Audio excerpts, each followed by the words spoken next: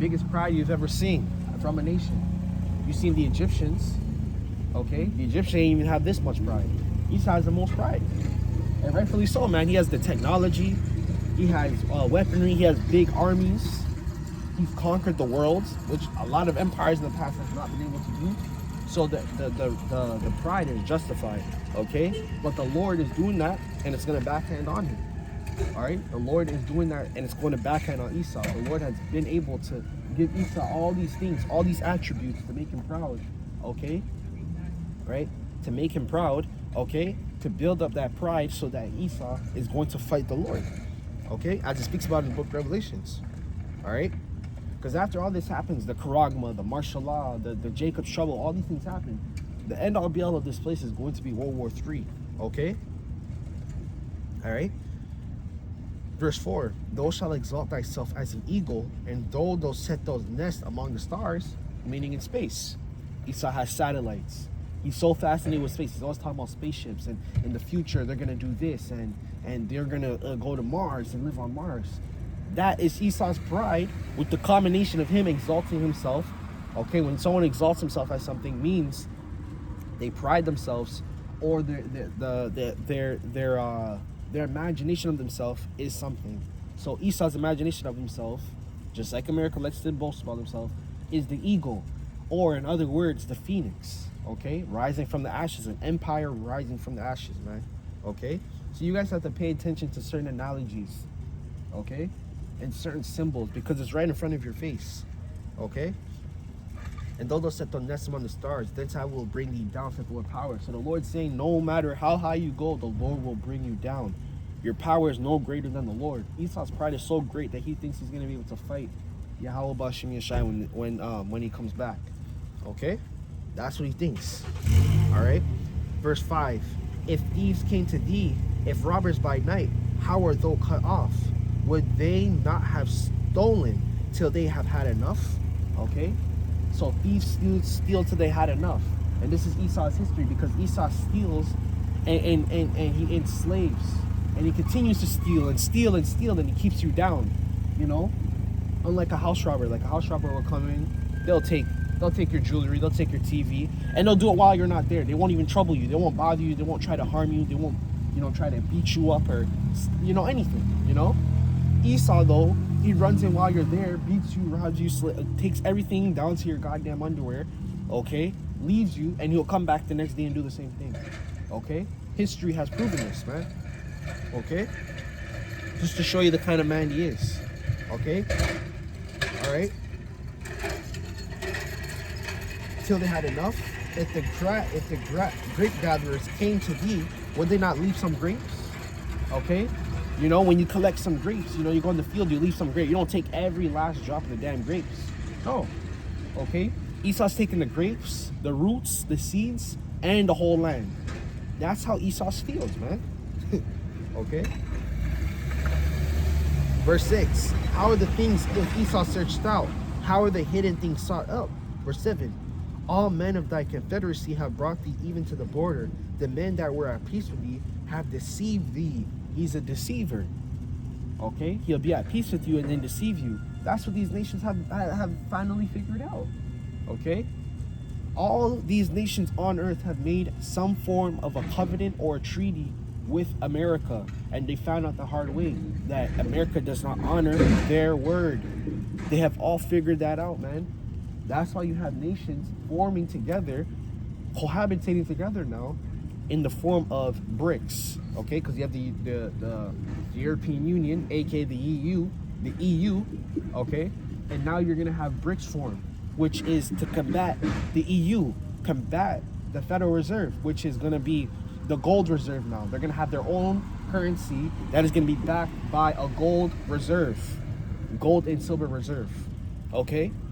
And you're going to have other big nations outside of America, because America is not the biggest nation on earth. There's other big countries, okay, and bigger continents on earth, okay, that are going to combat America. This is the start of World War III. We went into this last week. A form of, or a war tactic that nations or people use, okay, right, is to dig out people's economy, starve them out, okay? That's what they do. Okay? And to prevalid against thee. They that eat thy bread have laid the wound under thee. There is none understanding in him. There's no understanding this man. There's no understanding Esau, man.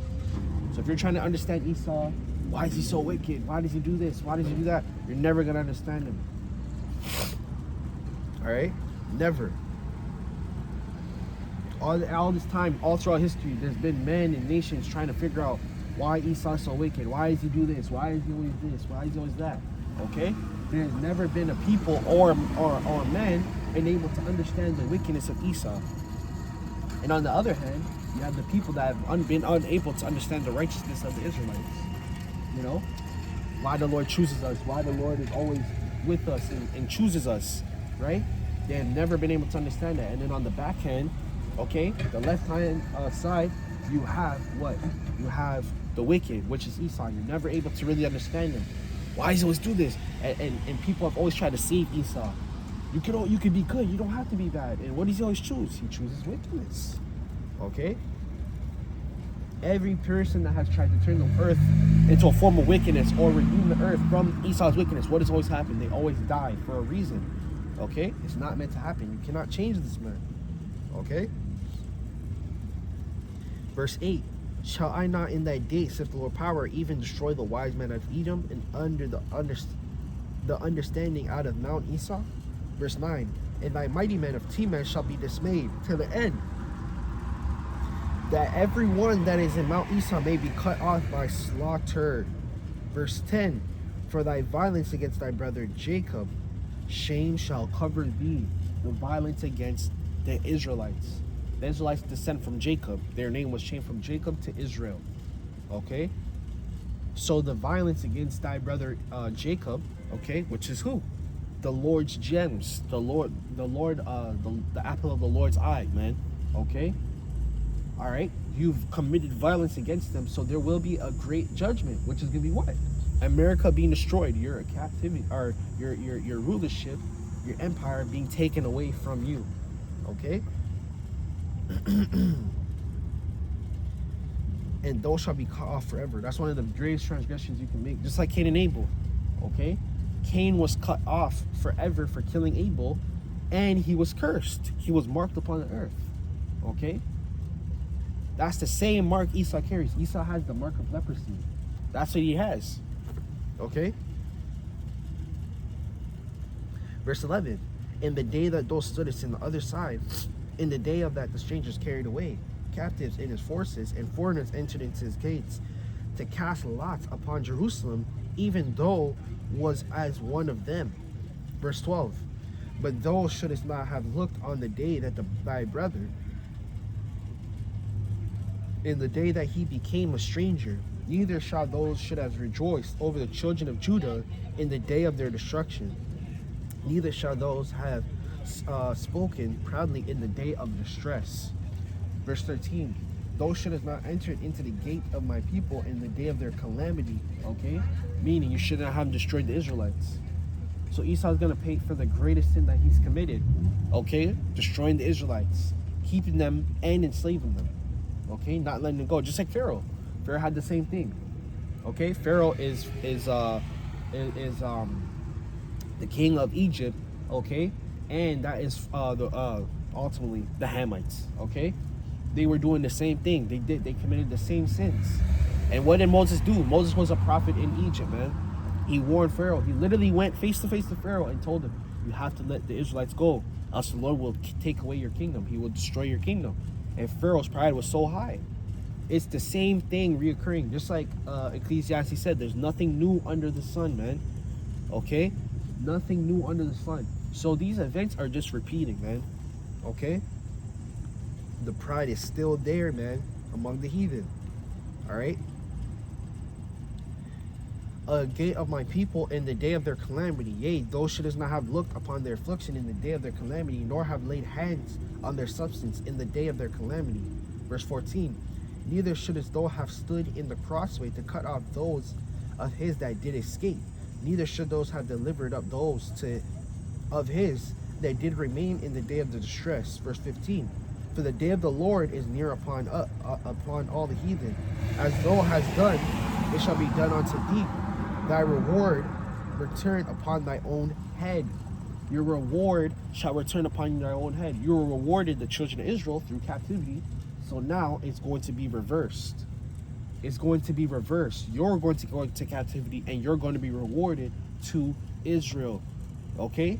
The book of Revelations backs this up, because the Lord said, return unto her, return her cup double. Okay?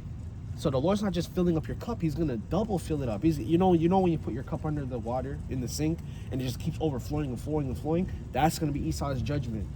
Overflowing worths of judgment, man. Okay?